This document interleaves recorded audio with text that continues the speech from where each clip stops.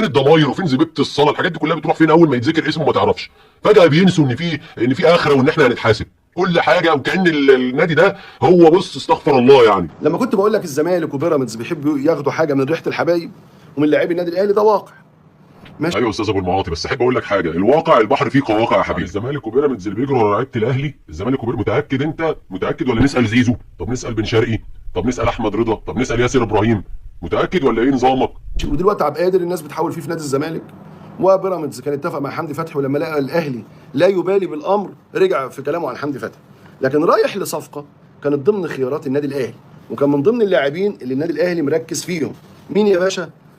اللاعب اللي هو كان اسمه ايفرتون، ماشي، اللي هو بيلعب في بانك استروفا التشيكي، اللي هو اللاعب البرازيلي اللي كنا بنتكلم فيه في انتقالات يناير، اللي عدد الاجانب حرمنا من ان احنا نجيبه، وساعتها جبنا بن شرقي.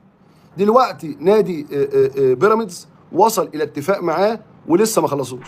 طب انا مش فاهم يعني الزمالك كلم حامد حمدان، انت رحت كلمته وفوضته، وفي ناس غيرها كتير انت بتروح تكلمها او بيراميدز يروح يكلمها، تروح انت رايح تفاوضه وتكلمه. ابراهيم عادل عنده عند بيراميدز، وانت كنت بتحاول ان انت تفاوضه وتكلمه وتخليه يتنك على ناديه وتخليه يعني يعمل حاجات مش كويسه، وعادي ما حدش كان بيقول لك لا، يعني انت حر في تفاوضك. وبعدين حضرتك عايز تحجر على الانديه يعني انت لعيب فوضته في يناير وجبت مكانه بن شرقي اللي هو جايبه عشان تغيظ الزملكاويه، انت عايز تحجر على الانديه انت عشان فوضته وخلاص خلص التفاوض، يعني ما حدش دخل معاك وقت ما كنت بتتفاوض في ايفرتون. حضرتك بتقول احنا فوضناه وعدد الاجانب حرمنا من ان احنا نجيبه. طب يعني مش فاهم، يعني انت عدد الاجانب حرمك ان انت تجيبه وغيرك حرام يجيبه يعني؟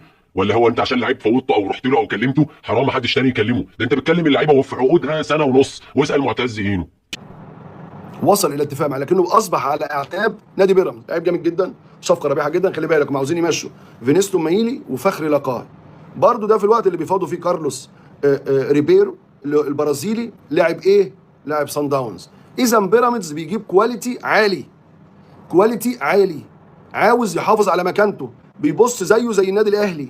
النادي الاهلي بيجيب كواليتي عالي، انا اجيب كواليتي عالي. هو بقى معاه فلوس ضخمه جدا، بيشتغل على ايه؟ على اللي بيعمله مين؟ الله عليك، اداره السكاوتنج في الاهلي بتكتشف لعيبه وتخش معاهم وتحاول انها توصل لهم. يعني انت متاكد يا استاذ ابو المعاطي ان هو بيشتغل على اللي بيعمله تيم السكاوتنج في النادي الاهلي؟